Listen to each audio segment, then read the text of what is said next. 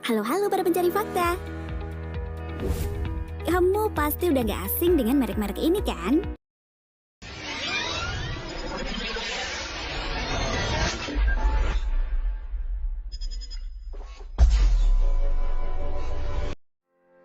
Halo para pencari fakta. Kamu pasti udah gak asing dengan merek-merek ini kan? Minyak goreng ini memang sering banget kita temukan di supermarket atau warung-warung dekat rumah. Dan biasa kita gunakan untuk goreng pisang, ubi, telur, ayam, sampai tumis-menumis. Iya, rasanya gak lengkap bagian dapur kalau nggak ada barang satu ini.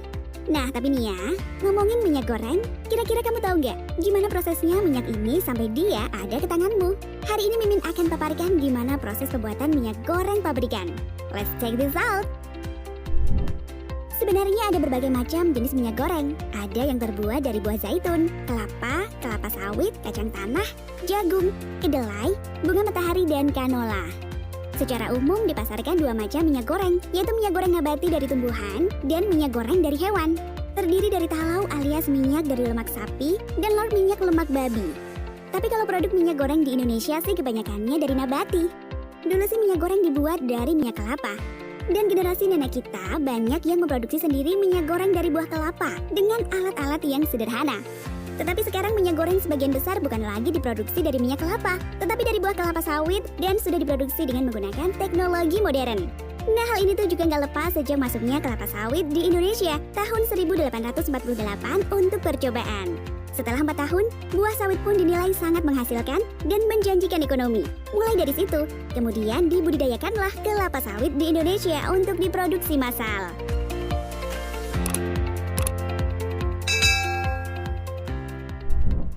Saat ini Indonesia sendiri adalah negara yang dikenal sebagai produsen kelapa sawit terbesar di dunia. Tercatat perkebunan kelapa sawit di Indonesia sudah mencapai lebih dari 14,60 juta hektar tersebar di hampir seluruh provinsi di Indonesia. Mulai dari Sumatera, Kalimantan, Sulawesi, dan sekarang sudah menambah Papua loh. Wow, besar banget kan?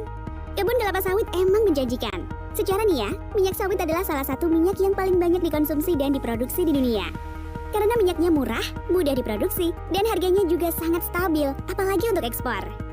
Walaupun semua itu harus mengorbankan hutan lindung yang digundulkan guna penanaman sawit. Tapi yang namanya cuan, kan orang bisa apa? Iya nggak sih? Oke, mari kita lanjut.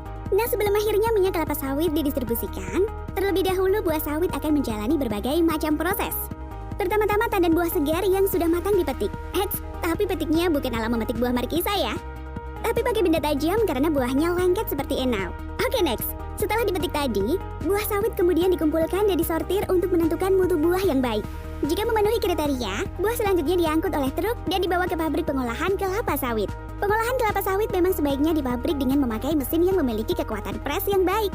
Hal ini agar minyak yang dihasilkan juga berkualitas baik. Nah, saat tandan buah segar sawit telah masuk ke dalam pabrik, buah kemudian ditimbang untuk dapat dilihat kapasitas minyak yang akan dihasilkan. Selanjutnya buah-buah dengan kualitas baik kemudian dikukus dengan uap air panas bertekanan 2,2 hingga 3 kg per cm untuk sekitar 90 menit. Tujuan dari perebusan ini berguna untuk sterilisasi dan membunuh enzim yang akan merusak hasil jadi dari minyak tersebut. Selain itu, juga untuk memudahkan saat pemerasan buah untuk diambil minyaknya. Perebusan buah juga memudahkan perontokan inti buah dari cangkangnya. Pada tahap perebusan ini juga sekaligus dilakukan pemisahan buah dari tandan menggunakan mesin thresher. Karena dalam proses pembuatan minyak hanya buahnya saja yang diambil, sedangkan tangkainya dihancurkan dan dibuang atau bisa juga digunakan untuk membuat kasur dan bantal kursi mobil. Sekarang ke proses selanjutnya yaitu pemerasan buah.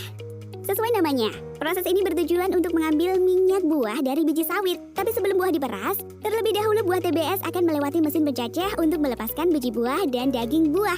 Hal ini memakai tekanan uap bersuhu antara 80 hingga 90 derajat. Setelah buah telah terlepas dari bijinya, maka buah dimasukkan ke dalam mesin pengompres. Pada tahap ini membutuhkan tambahan panas sekitar 10 hingga 15% dari kapasitas mesin pengompres.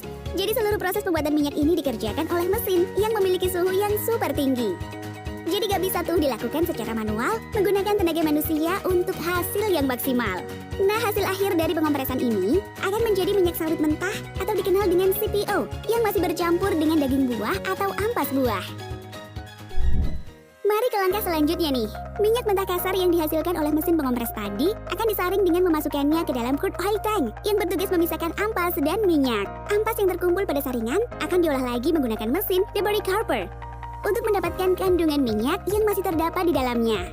Pada proses penyaringan minyak ini, kondisi minyak belum sepenuhnya dapat digunakan karena masih bercampur dengan air dari uap. Sehingga butuh proses lagi untuk filterisasi agar sesuai dengan kadar minyak yang dibutuhkan.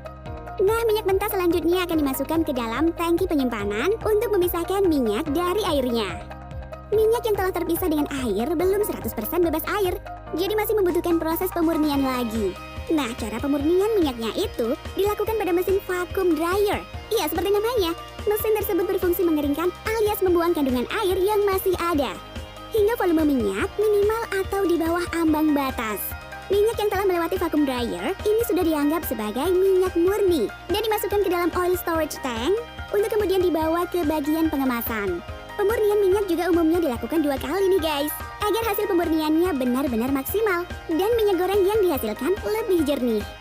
Minyak yang telah melalui tahap pemurnian selanjutnya akan dimasukkan ke dalam truk muatan untuk dibawa ke pabrik pembuatan minyak goreng kemasan. Tapi sebelum tahap pengemasan, minyak murni tadi biasanya akan dipisahkan menjadi 2 kategori, yaitu padat dan cair. Nah, kalau yang padat biasanya dibuat menjadi mentega, sedangkan yang cair untuk minyak goreng. Untuk proses pemisahan ini biasanya akan memakan waktu belasan jam. Semakin lama prosesnya, semakin bagus hasil minyaknya. Semua proses ini dikendalikan oleh mesin-mesin canggih. Dengan teknologi tinggi, para petugas cukup mengontrol jalannya produksi di depan komputer. Wih, canggih bener kan? Nah, setelah proses pemisahan yang padat dan cair, selanjutnya minyak goreng akan didiamkan hingga mencapai suhu ruang. Kalau udah, minyak goreng siap dikemas. Proses pengemasannya pun ada 2. Iya, ada yang menggunakan plastik dengan ukuran 1-2 liter, dan ada juga jerigen yang dapat menampung hingga 5 liter. Nah, kalau udah gitu, selanjutnya minyak kemasannya akan didistribusikan ke luar negeri. Ada juga yang supermarket dalam negeri, kios, warung kaki lima, dan hingga masuk ke dapur kita untuk digunakan berbagai macam hal. Nah, kalau kamu gimana? Apa yang biasa kamu lakukan dari olahan minyak sawit?